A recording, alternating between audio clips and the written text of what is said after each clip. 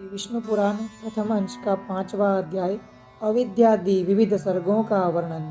श्री मैत्रेयी जी बोले, हे द्विजराज, सर्ग के आदि में भगवान ब्रह्मा जी ने पृथ्वी, आकाश और जल आदि में रहने वाले देव, ऋषि, पितृगण, दानव, मनुष्य, तिर्यक और वृक्षादि को जिस प्रकार रचा तथा जैसे गुण, स्वभाव और रूप वाले जगत की रचना की, वह सब आप मुझसे कहिए।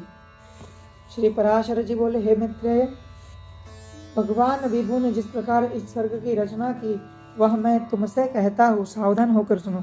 सर्ग के आदि में ब्रह्मा जी के पूर्ववत सृष्टि का चिंतन करने पर पहले अबुद्धि पूर्वक तमोगुणी सृष्टि का आविर्भाव हुआ।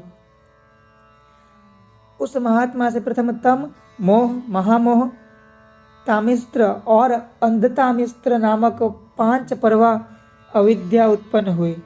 उसके अध्ययन करने पर ज्ञान शून्य, बाहर भीतर से तमोमय और जड़ नगादि रूप 5 प्रकार का सर्ग हुआ।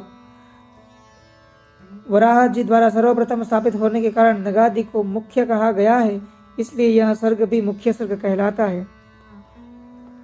उस सृष्टि को पुरुषार्थ की असाधिका देखकर उन्होंने फिर अन्य सर्ग के लिए ध्यान किया तो तिर्यक स्त्रोत सृष्टि उत्पन्न हुई। यह सर्ग तिरछा चलने वाला है, इसलिए तिर्यक स्त्रोत कहलाता है।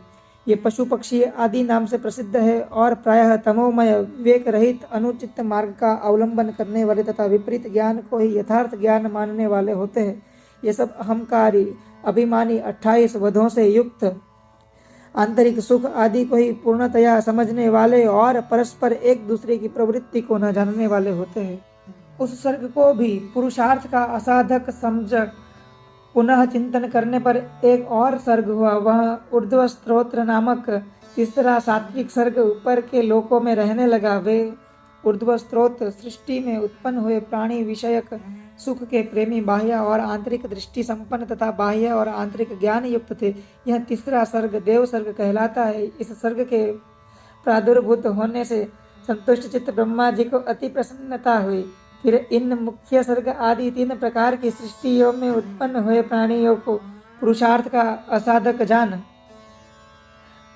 उन्होंने एक और उत्तम साधक सर्ग के लिए चिंतन किया। उन सत्य संकल्प ब्रह्मा जी के इस प्रकार चिंतन करने पर अव्यक्त से पुरुषार्थ का साधक अर्वाक स्त्रोत नामक सर्ग प्रकट हुआ। इस सर्ग के प्राणी नीचे पृथ्वी पर रहते हैं, इसलिए अर्वाक स्त्रोत कहलाते हैं। उसमें सत्व, रज और तम तीनों ही की अधिकता होती है, इसलिए वे दुख बहुल, अत्यंत क्रियाशील एवं बाह्य आभ्यंतर ज्ञान से युक्त और साधक है। इस सर्ग के प्राणी मनुष्य है। हे मुनिश्रेष्ठ, इस प्रकार अब तक तुमसे 6 सर्ग कहे, उनमें महत्व को ब्रह्मा का पहला सर्ग जानना चाहिए। दूसरा सर्ग तन्मात्राओं का है, जिसे भूत सर्ग भी कहते हैं, और तीसरा सर्ग वैकारिक सर्ग है, जो इंद्रिय कहलाता है। इस प्रकार बुद्धिपूर्वक उत्पन्न हुआ यह प्राकृत स्वर्ग हुआ। चौथा मुख्य सर्ग है, पर्वत, वृक्षादि सावर ही मुख्य सर्ग के अंतर्गत है। 5वां जो तिर्यक स्त्रोत बतलाया, उसे तिर्यक योनि भी कहते हैं। फिर 6ठा सर्ग उद्ध्व स्त्रोताओं का है, जो देव सर्ग कहलाता है। उसके पश्चात 7वां सर्ग अर्वाक स्त्रोताओं का है, वह मनुष्य सर्ग है। 8वां अनुग्रह सर्ग है, वह सात्विक और तामसिक है। ये 5 वैकृत सर्ग है और पहले 3 प्राकृत सर्ग कहलाते हैं। 9वां कौमार सर्ग है, जो प्राकृत और वैकृत भी है। इस प्रकार सृष्टि रचना में प्रवृत्त हुए जगदीश्वर प्रजापति के प्राकृत और वैकृत नामक ये जगत के मूलभूत 9 सर्ग तुम्हें सुनाए। अब और क्या सुनना चाहते हो? श्री मैत्रेयी जी बोले, हे मुने, आपने इन देवकादि के सर्गों का संक्षेप से वर्णन किया। अब हे मुनि श्रेष्ठ, मैं इन्हें आपके मुखारविंद से विस्तार पूर्वक सुनना चाहता हूँ। श्री पराशर जी बोले, मैत्रेय, संपूर्ण प्रजा अपने पूर्व शुभाशुभ कर्मों से युक्त है, अतः प्रलय काल में सबका लय होने पर भी वह उनके संस्कारों से मुक्त नहीं होती। ब्रह्मा जी के सृष्टि क्रम में प्रवृत्त होने पर देवताओं से लेकर स्थावर पर्यंत 4 प्रकार की सृष्टि हुई। वह केवल मनुष्य नहीं थी। फिर देवता, असुर, पितृगण और मनुष्य, इन चारों की तथा जल की सृष्टि करने की इच्छा से उन्होंने अपने शरीर का उपयोग किया। सृष्टि रचना की कामना से प्रजापति के युक्त चित्त होने पर तमोगुण की वृद्धि हुई। अतः सबसे पहले उनकी जंघा से असुर उत्पन्न हुए। तब हे मैत्रेय, उन्होंने उस तमोमयी शरीर को छोड़ दिया। वह छोड़ा हुआ तमोमयी शरीर ही रात्रि हुआ।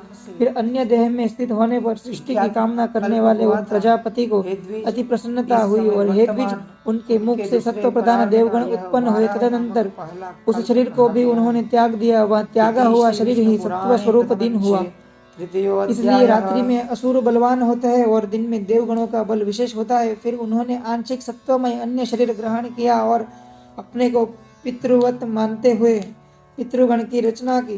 पितृगण की रचना कर उन्होंने उस शरीर को भी छोड़ दिया। वह त्यागा हुआ शरीर ही दिन और रात्रि के बीच में स्थित संध्या हुई। तत्पश्चात उन्होंने आंशिक रजोमय अन्य शरीर को धारण किया। हे द्विज श्रेष्ठ, उससे रज प्रधान मनुष्य उत्पन्न हुए। फिर शीघ्र ही प्रजापति ने उस शरीर को भी त्याग दिया। वही ज्योत्सना हुई, जिससे पूर्व संध्या अर्थात प्रातः काल कहते हैं। इसलिए हे मैत्रेय, प्रातः काल होने पर मनुष्य और सायंकाल के समय पितर बलवान होते हैं। इस प्रकार रात्रि, दिन, प्रातः काल और सायंकाल ये चारों प्रभु ब्रह्मा जी के ही शरीर है और तीनों गुणों के आश्रय है। फिर ब्रह्मा जी ने एक और रजो मात्रात्मक शरीर धारण किया।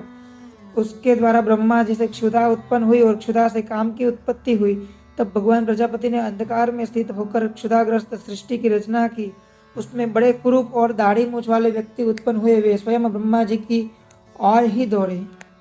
उनमें से जिन्होंने यह कहा कि ऐसा मत करो, इनकी रक्षा करो, वे राक्षस कहलाए। और जिन्होंने कहा हम खाएंगे, वे खाने की वासना वाले होने से यक्ष कहे गए। उनकी इस अनिष्ट प्रवृत्ति को देखकर ब्रह्मा जी के केश सिर से गिर गए और फिर पुनः उनके मस्तक पर आरूढ़ हुए।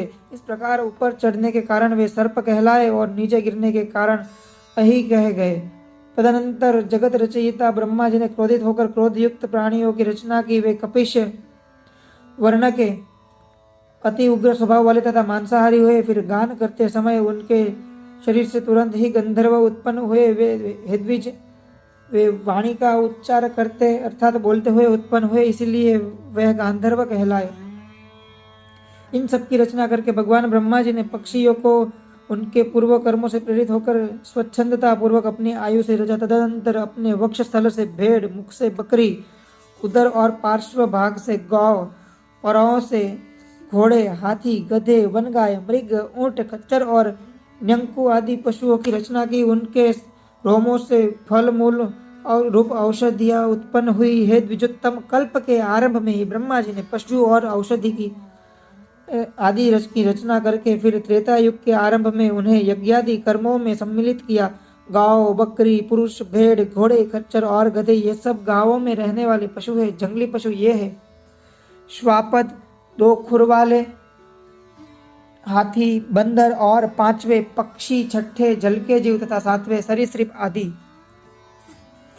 फिर अपने प्रथम मुख से ब्रह्मा जी ने गायत्री, ऋक्, त्रिवृत्सोम, रथंतर और अग्निष्टोम यज्ञों को निर्मित किया। दक्षिण मुख से यजु, त्रेष्टुप्छंद, पंचदशतोम, बृहत्साम तथा उक्त की रचना की। पश्चिम मुख से साम, जगती छंद, सप्तदशोत्तम, वैरूप और अतिरात्र को उत्पन्न किया तथा उत्तर मुख से 21स्तोम, अथर्ववेद, आप्तर्योमान, अनुष्टुप छंद और वैराज की सृष्टि की। इस प्रकार उनके शरीर से समस्त ऊंच नीच प्राणी उत्पन्न हुए। उन आदि कर्ता प्रजापति भगवान ब्रह्मा जी ने देव, असुर, पितृगण और मनुष्यों की सृष्टि कर तदनंतर कल्प का आरंभ होने पर फिर यक्ष, पिशाच, गांधर्व, अप्सरागण, मनुष्य, किन्नर, राक्षस, पशु, पक्षी, मृग और सर्प आदि संपूर्ण नित्य एवं अनित्य स्थावर जंगम जगत की रचना की। उनमें से जिनके जैसे जैसे कर्म पूर्व कल्पों में थे, पुनः पुनः सृष्टि होने पर उनकी उन्हीं में फिर प्रवृत्ति हो जाती है। उस समय हिंसा, अहिंसा, मृदुता, कठोरता, धर्म, अधर्म, सत्य, मिथ्या ये सब अपनी पूर्व भावनाओं के अनुसार उन्हें प्राप्त हो जाते हैं। इसी से ये उन्हें अच्छे लगने लगते हैं। इस प्रकार प्रभु विधाता ने ही स्वयं इंद्रियों के विषयभूत और शरीर आदि में विभिन्नता और व्यवहार को उत्पन्न किया है। उन्हीं ने कल्प के आरंभ में देवता आदि प्राणियों के वेदानुसार नाम और रूप तथा कार्य विभाग को निश्चित किया है। ऋषियों तथा अन्य प्राणियों के भी वेदानुकूल नाम और यथा योग्य कर्मों को उन्हीं ने निर्देश दिया है। जिस प्रकार भिन्न भिन्न ऋतुओं को पुनः पुनः आने पर उनके चिन्ह और नाम रूप आदि पूर्ववत रहते हैं, उस प्रकार युगादि में भी उनके पूर्व भाव ही देखे जाते हैं। श्री श्रीषा शक्ति से युक्त वे ब्रह्मा जी सृज्य शक्ति की प्रेरणा से कल्पों के आरंभ में बारंबार इस प्रकार